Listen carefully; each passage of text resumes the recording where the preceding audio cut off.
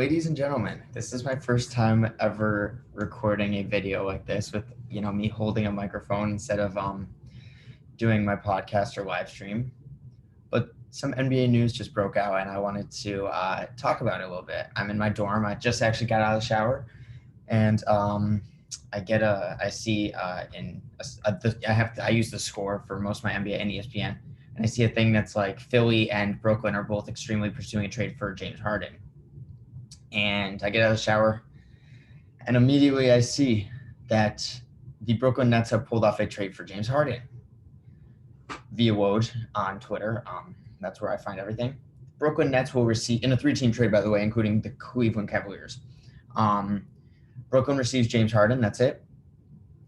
Cleveland will receive Jarrett Allen and Taurean Prince. Houston receives Caris Levert, Dante Exum, 4 first-round picks, and 4 pick swaps. So Brooklyn actually, we'll just tweet it. Brooklyn sends 3 unprotected first-round picks, 2022, 2024, and 2026 in a deal, and pick swaps in 2021, 2023, 2025, and 2027. The Rockets also will get Cleveland's 2022 first-round pick via the Bucks. Wow. So that's kind of, James Harden is now going to be a part of the Brooklyn Nets, where, we've seen all the rumors recently, and I'll get right into talking about it. So there's been all the issues with Kyrie going on recently, whether or not he's going to be able to be a part of the NBA. Stephen A. Smith came out and said he thinks he should retire. I don't know if he should go that far in it, but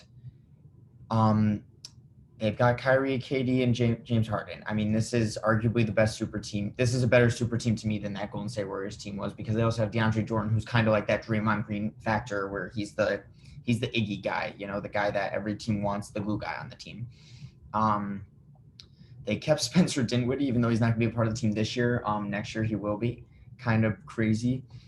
They still kept Joe Harris even. They got let go of Taurean Prince, a player I thought was playing pretty well for them. Obviously, Jarrett Allen's going to be a big loss. They're going to heavily now have to rely on DeAndre Jordan for that defensive presence. And with the way everything's been panning out now, Jarrett Allen's been a huge part of that defense. He's been the anchor. He had almost a 20-20 game the other night. No one wants to go up against Jarrett Allen. There was just actually a new tweet that just came out as I'm recording this, that the Rockets are expanding the deal and sending Caris Levert to the Indiana Pacers for Victor Oladipo. Wow. So now it's going to be backcourt for Houston of John Wall and Victor Oladipo. To me, I like Caris Levert a little more than VO, but we'll get into that. I'll probably talk about that other one at a different time. But Brooklyn's going to be the team to beat. As long as Kyrie Irving will play, honestly, I don't think they care right now if Kyrie Irving's going to play or not, because they don't need him now until the playoffs. A team of James Harden and Kevin Durant is a contending team. No matter, Kevin Durant's been looking incredible. There's been barely any players that have come back from that bad of an injury and succeeded, and Kevin Durant's done it. And you got James Harden now, who he's made it very clear he wanted out. I was hoping he'd get traded to Philly. I would have loved to see a James Harden, Joel Embiid trade, but that never ended up happening. Or not trade, a duo. But seeing him go to play with Kyrie and KD, the Brooklyn Nets are the team to beat. It's going to be tough. You got incredible talent on that team. James Harden, I want to see how they share the ball, because they're all ball-dominant players. You look at it, Klay Thompson's not. If we're going to go back to that Warriors team and compare that to the Brooklyn Nets team that Kevin Durant was on, Steph Curry's a ball-dominant player, but he's also one of the best off-ball players in the NBA. Klay Thompson, very good on-ball player, but he scored 60 on 11 triples. He's an incredible off-ball player as well. So you see people like Kyrie Irving and James Harden, they're not known for their off-ball presence. And so I'm excited to see if they will ever decide to change the way that they go about the game and run. I want to see who's going to be the leader of the team. Because obviously we all thought Kyrie Irving was going to be the leader going into the team, or going into the season. But Kevin Durant's kind of taking over the thing, and Kyrie Irving's having more chemistry issues where he's not joining the team. But obviously, depth-wise, they're losing a lot of depth in Taurean Prince, Caris Levert, Jarrett Allen, and I believe Caruso, that guy, Rodney Caruso was a part of the deal as well.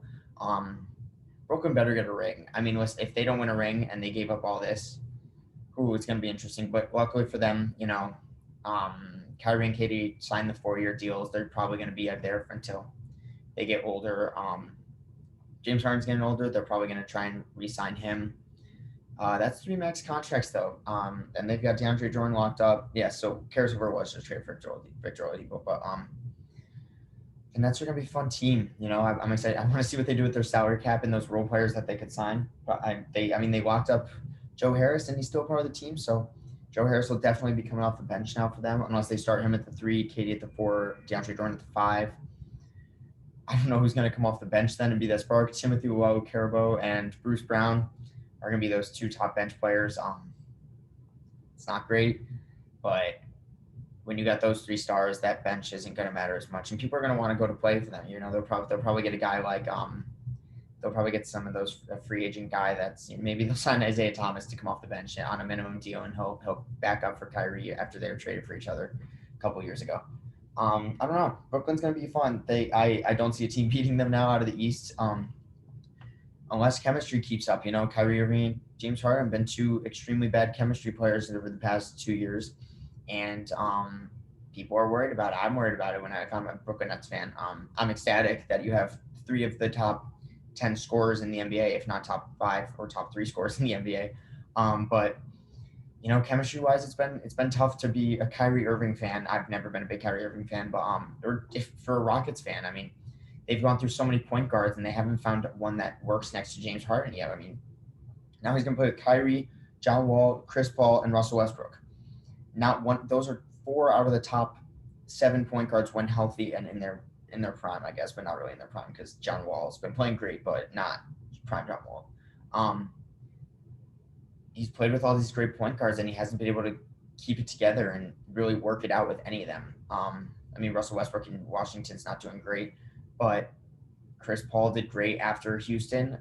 John Wall is looking great in Houston, but he barely has played with James Harden. I'm surprised that Harden was really this mad over that loss to the Lakers. I think he kind of was just like, screw it, I'm going to leave, and left because I think the Rockets wanted him to stay and see how he worked with all-star Christian Wood and Boogie Cousins, who's just getting thrown out of games again, and healthy John Wall. So, for Brooklyn, you're going to be the team to beat now without a doubt. Brooklyn versus LA versus either the LA teams in the finals, hopefully the Lakers, will be incredible.